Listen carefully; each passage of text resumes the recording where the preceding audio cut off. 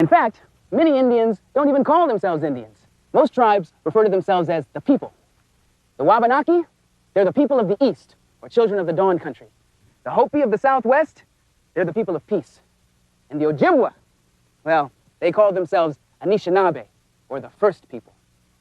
You know, the people lived here long before they had horses. Just imagine what it was like to travel across these plains hundreds of miles each year with only dogs and your own muscle power to help you carry everything you owned. A child of the Sioux tribe would call you Shukawakan, or sacred dog. And your horsepower meant that the people could hunt and travel faster and easier than they could with their dogs, and that often meant the difference between hunger and plenty. This book, Gift of the Sacred Dog, tells an old legend of the people that once lived on these plains and how the Great Spirit gave them the gift of horses, all because of the love and courage of one boy.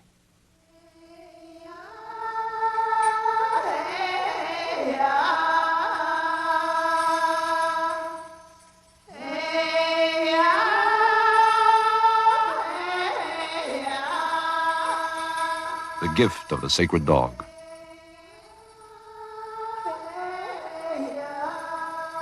Story and illustrations by Paul Goebel.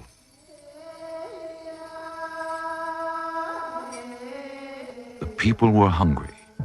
They had walked many days looking for the buffalo herds. Each day they hoped to see the buffalo over the next ridge, but they were not to be found in that part of the country. Even the buzzards and crows circled looking for something to eat, and the wolves called out with hunger at night. The people wandered on until they were too tired and hungry to go any farther, and the dogs could no longer be urged to drag their heavy loads. The wise men said they must dance to bring back their relatives, the buffalo. Every man who had dreamed of the buffalo joined in the dance.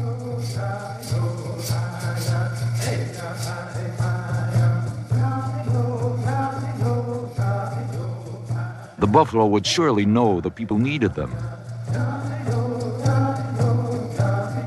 Young men went out searching in all directions, but they did not see any buffalo herds. There was a boy in the camp who told his parents, "I am sad to see everyone suffering. I am going up into the hills to ask the Great Spirit to help us. Do not worry about me. I shall return in the morning." He left the circle of teepees and walked toward the hills.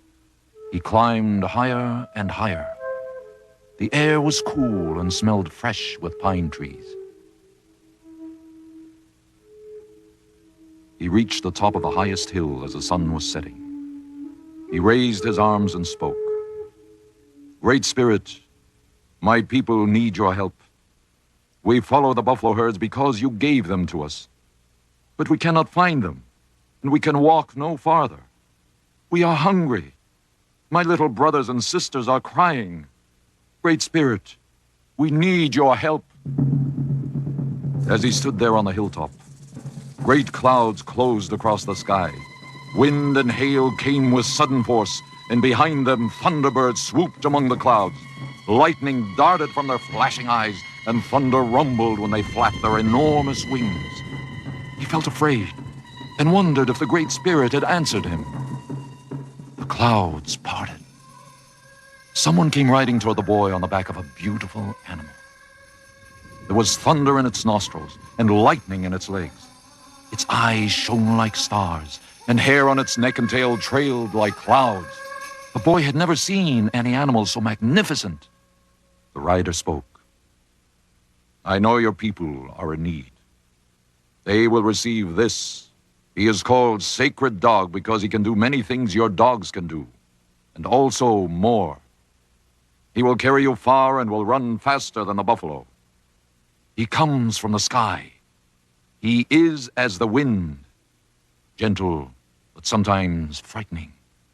Look after him, always." The clouds closed, and the rider was not there. Suddenly, the sky was filled with sacred dogs of all colors, and the boy could never count their number. Their galloping was like the wind, and the drumming of their hoofbeats shook the hilltop on which he stood. They circled round and round. and he did not know if he was standing or falling. He did not remember going to sleep, but he awoke as the sun was rising. He knew it was something wonderful he had seen in the sky. He started down the hill back home again to ask the wise men what it meant. They would be able to tell him. The morning and everything around him was beautiful and good. When the boy had reached the level plain, he heard a sound like faraway thunder coming from the hill behind. Looking back, he saw sacred dogs pouring out of a cave and coming down a ravine toward him. They were of all colors, just as he had seen in the sky, galloping down the slopes, neighing and kicking up their back legs with excitement. The leading one stopped when they were a short distance away. The boy knew they were what he had been promised on the hilltop. He turned and continued walking toward the camp, and all the sacred dogs followed him. The people were excited when they saw the boy returning with so many strange and beautiful animals. He told them, "These are sacred dogs. They are a gift from the Great Spirit. They will help us to follow the buffalo. They will carry the hunters into the running herds. Now there will always be enough to eat. We must look after them well, and they will be happy to live with us."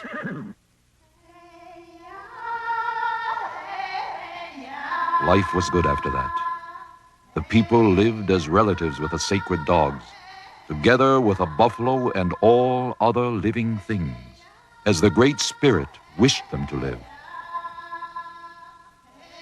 When the people passed the place where they had hunted the buffalo, they would gather up the bleached skulls in a circle and face them toward the sun. "Let us thank the spirits of the buffalo who died so that we could eat."